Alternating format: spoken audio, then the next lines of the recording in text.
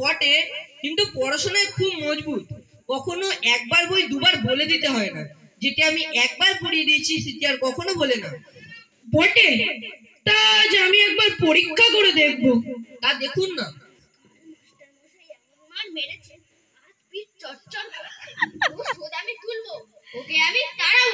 কেমন রে মধু, পুরনো পড়া সব মনে আছে তো? আগে মাস্টার মশাইরা বলে দিয়েছেন তা সবাই মনে আছে।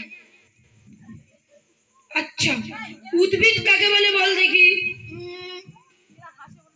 জামাটি পুড়ে ওঠে। একটা উদাহরণ দে। কেঁচো। কি বললি?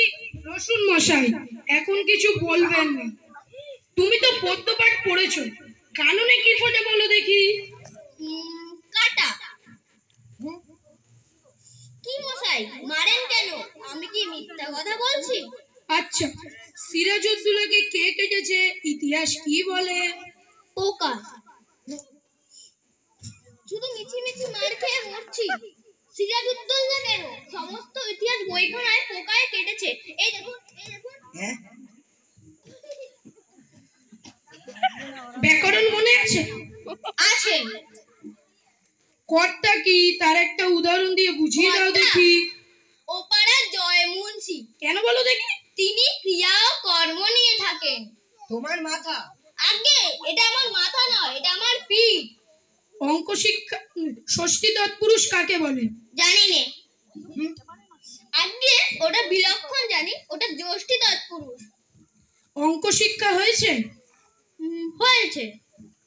আচ্ছা, তোমাকে 6:30 সন্দেশ দিয়ে বলে দেওয়া হয়েছে যে সবকটি সন্দেশ তুমি 5 মিনিটে খেয়ে যতটা সন্দেশ বেঁচে থাকবে তুমি তোমার ছোট ভাইকে দেবে। 2 মিনিটে একটি সন্দেশ খেলে কতগুলি তুমি তোমার ভাইকে দেবে বলো দেখি? একটাও নয়। কেমন করে? আমি সব খেয়ে ফেলবো, দিতে পারবো না।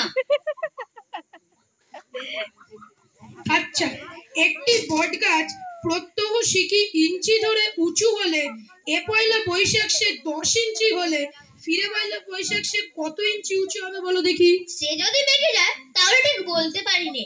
আর যদি সে সোজা হয়ে ওঠে তাহলে মেপে দেখলেই ঠাওর হবে। আর ইতিমধ্যে যদি সে শুকিয়ে যায় তাহলে কোনো কথাই নেই। মার না খেলে তোমার বুদ্ধি খোলে না, লক্ষ্মী ছাড়া। মেরে তোমার পিঠ লাল করে দেবো, তবে তুমি সিধা হবে। আগে মারের চোটে অনেক সিধে জিনিসও বেঁকে যায়।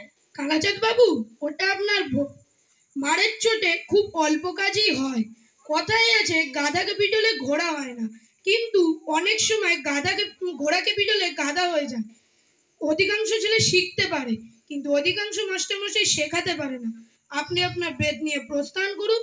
দিন কতক মধুসূদনের পিঠ জুড়লে আমি তাকে পড়াবো। বাঁচা গেল। বাঁচা গেল মশাই। এ ছেলেকে পড়ানো মজুরের কর্ম, শুধুমাত্র ম্যানুয়াল লেবার। একটি ছেলেকে আমি 30 দিন কপিয়ে মাত্র 5 টাকা পাই। সে মহানদে মাটি কোপাতে পারলে 10 টাকা হয়।